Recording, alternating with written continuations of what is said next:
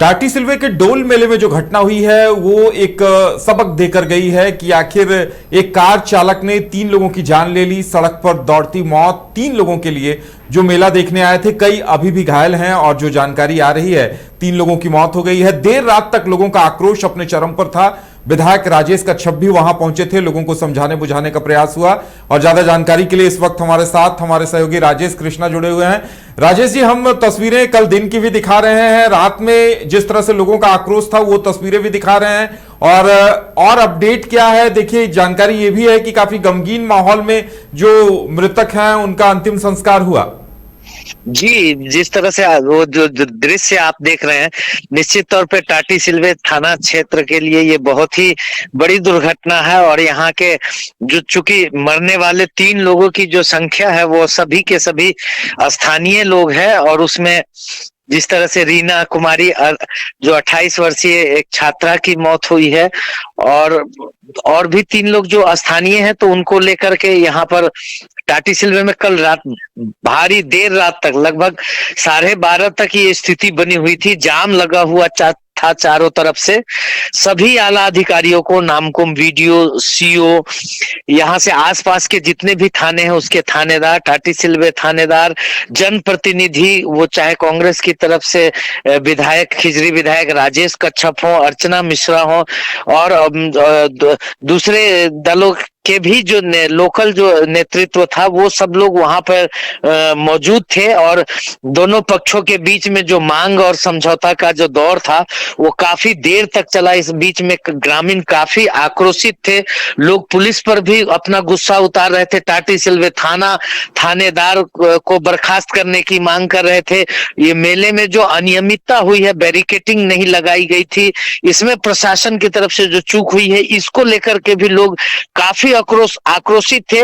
और चूंकि टाटी सिल्वे में इसी महीने में ये दूसरी बड़ी घटना है, इससे पहले ही सूर्य मंदिर के जो पुजारी थे वो सीएनजी गैस के पास, जहां ये रात को पूरा दृश्य चल रहा था जाम का, वहीं पर उनकी भी मौत हो गई थी। एक गाड़ी उनके ऊपर चढ़ा दिया था। तो ये और रेगुलर टाटी सिल्वे में जो ये बैंक मोड़ से अनगढ़ा तक का जो इलाका है, इसमें रोज कहीं ना कहीं व्यक्ति की मरने की सूचना प्राप्त होती है, रोड एक्सीडेंट की खबर आती है। तो ये सारा बात जो है, सारे बातों का गुबार जो है लोगों में एक साथ फूटा था, इसलिए वो काफी आक्रोशित थे। और इसीलिए दोनों पक्षों के बीच में समझौता कराने में काफी लोगों को मशक्कत करना पड़ा। यहाँ पे डीएसपी मौजूद थे, नामकुम सीओ मौजूद थे।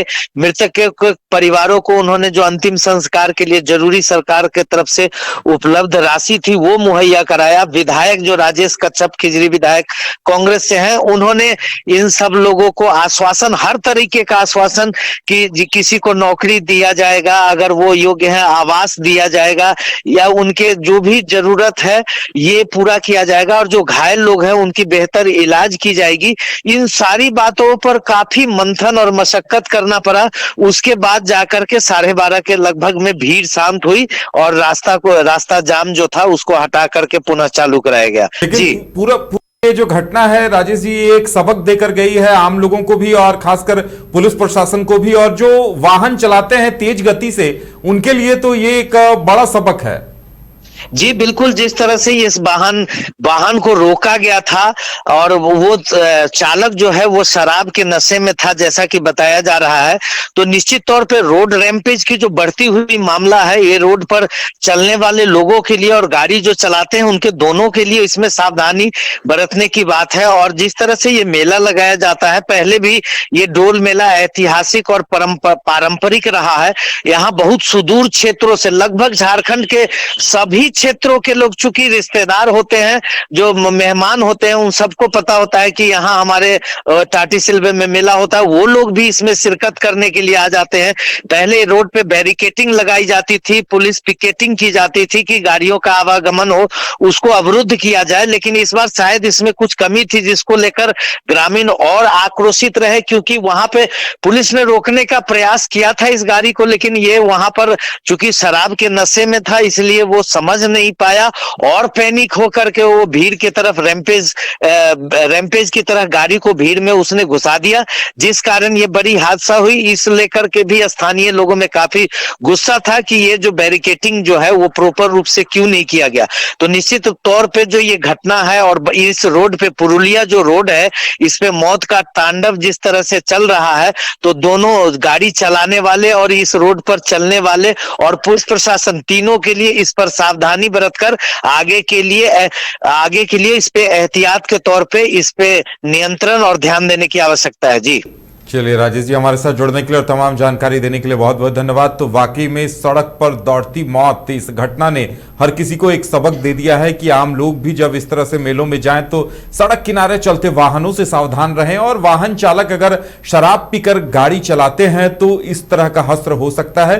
उन्हें भी अलर्ट रहने की जरूरत है और पुलिस को भी ये अभियान, ड्रंक एंड ड्राइव जो अभियान है उसे तेज करना होगा, ताकि आम लोगों के अंदर खौफ रहे कि अगर हम ड्रिंक करके गाड़ी चला रहे हैं तो कभी भी कहीं भी पकड़े जा सकते हैं, क्योंकि अगर कोई भी ड्रिंक करके गाड़ी चलाएगा तो इस तरह के हादसे हो सकते हैं और 3 निर्दोष लोगों की इस कदर मौत भी हो सकती है।